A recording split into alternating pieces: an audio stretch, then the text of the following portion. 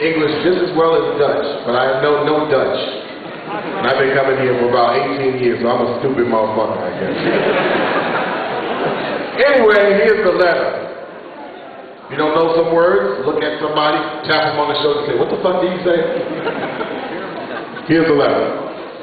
Well, I don't really know what good to say. This goes to Leon Cohen. I think Doug Morris has pimped your brains out or something. That's P-I-M-P. The RIAA looked and called Doug Morris, who probably rang your bell, thus you and LL proceeded to do a tap dance. With your strings in his back, and with Doug Morris's strings in your back. And the RIAA in his back, thinking that it would neutralize the grassroots effort of all of this. Number one, I did not get into the digital world for fanfare, hopeful, and somebody say, ooh, you're doing something new and great and shit like that. I didn't get into that. You know me, I never sucked no ass to get to a place. It's about the art, integrity, and commitment, as well as the connection to the world. Because I refuse to be submissive to the corporate dominance and the collusion of the radio, TV, film networks, record industry, and media companies who now feel that they own and dictate the culture. This collusion has stifled the growth of grassroots business who can no longer afford to build themselves without some kind of drug dealer money behind it to pay for radio and TV to the masses. Seriously, you guys have separated yourself into the same aristocracy we rebelled against in the first place. Being I spend half my time outside America, and you know what international ties mean since you are born from another place, you should know that stuffing your pockets and altering a domestic law in the United States has little bearing on what the world thinks of, and even in music. The masses of people are important. And somehow using mass media to control their thoughts is becoming a more expensive task with the dwindling results. The public opinion swayed by propaganda, marketing, and promotion will not make the masses sorry for perceived millionaires. It's arrogance, typical American arrogance that increasingly becoming a symbol of world angst and anti-opinion. The haves over the have-nots. Although it might not be true, it seems that you're responsible for keeping the artists of your company dumb or seemingly dumb to reach the dumbed-down masses of America to buy dumbed-down products. At the end of the day, artists remain childlike under your wings with no world opinion whatsoever, pending the existence of sound scam and the unit soul while people still look to other situations.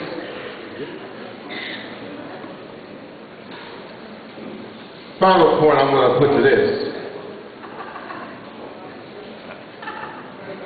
I wasn't angry, but really it was some bitch-ass shit. As I looked across at some rich cats I knew crying about trying to make the hearings into some kind of Hollywood rap mindset and a media fest. In both the film and music industries, the medium of these industries tend to brag about how much they have to say to the same people they look to sell to. I guess it's the American way. But the world is not a Yankee baseball game. It's not bitterness, but it's clarity, and I thought making music was a great way to make a living. But aligning yourselves with the same people we fought against has altered this game into the greed that has to make a killing. So really, they have you in the wrong place on the right stuff that you built and sold your company on. Now, the reason that I sent through this letter, I left out some of the stuff I had to say about him personally. Why? I know why, right? Because I just basically was some bitch-ass shit. But really, I told him, I said, I'm aware that I realized that the copyrights were never really mine in the first place. They were unprotected anyway, to the point of universal lawyers telling me that I would never ever receive a royalty from them again as they continue to sell music over and over again in all their territories.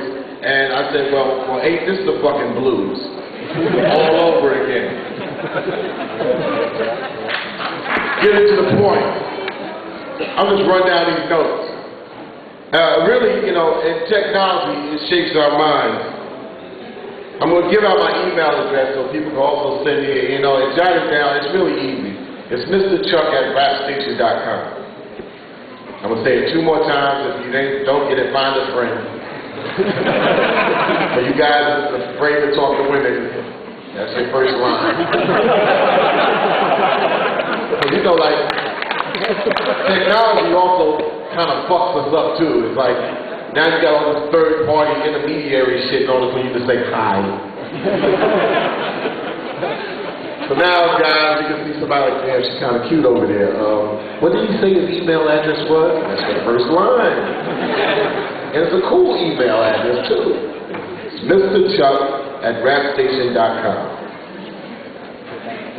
Mr. Chuck, this last time, at rapstation.com.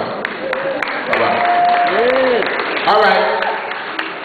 Because I know everybody's in the party mood, half drunk and shit, or really going to be fucked up later on. Oh, yeah! So let me get this across to people with some jotted crib notes real quick. It's going to be a nice fly keynote. I'll do this. You know, the whole key, like Prince says, is be on top of technology instead of technology being on top of you. You want to go forward, but understand that technology giveth and it taketh away.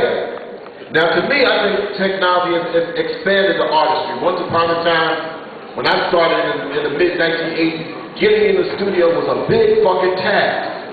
It was like, whoa, hey, Chuck, we're going to put you in the studio so you can record an album. Whoa! Once you got to that point, you had it made. Now, people got, you know, a bathroom to the left and a studio to the right. They usually shit on both sometimes. Shit in the studio and it comes out like shit. Shit in the bathroom. But that's their artistic right, because beauty is in the ear of the beholder as well as the eye. But technology has expanded the artistry and has expanded the point where people are able to create on the fly. They're able to build and communicate with people from far places that they've never been able to communicate to before. That is what made the record business kind of mad at this too, because usually when, you know, the first record contract I signed, it said territory, the world and the universe. That means if I'm able to make a record and I get to Venus, and Universal didn't get there, or Def Jam didn't get there, they still own the rights? Fuck that. Why am I signing a worldwide contract when they can't sell records in Uruguay? Why am I signing a worldwide contract? Because they said, well, we have to control that copyright. If you happen to get to a place, we want to be able to say what we've invested in you will cover the fact that we can't get there, but we will get there to sell your records. Well, anyway, the art form has always run parallel with technology. And the whole key is trying to corral the citizens before they become netizens. And one thing about an MP3 player that's great, you can have a soundtrack in your head, and now you can play the music throughout your life right in front of you. You can say, hey, I want to hear Yesterday by the Beatles, and you don't have to wait for a radio to play that shit. Get an iPod or a reel or one of the MP3 players, and you say, well, I have a soundtrack in my life, and I got 10,000 songs that I used to kind of hum to myself. I have 10,000 songs I have to say, I have to think about it, like what was the name and the title of that? And then hopefully look for it in the store and ask the person in the store, do you have that song by so-and-so, so-and-so? Now, then all people do is just ring up an MP3 player, and when that thought of the song rings up in their head, then they can all of a sudden say, hey, that's what it sounds like. What's all that noise over there?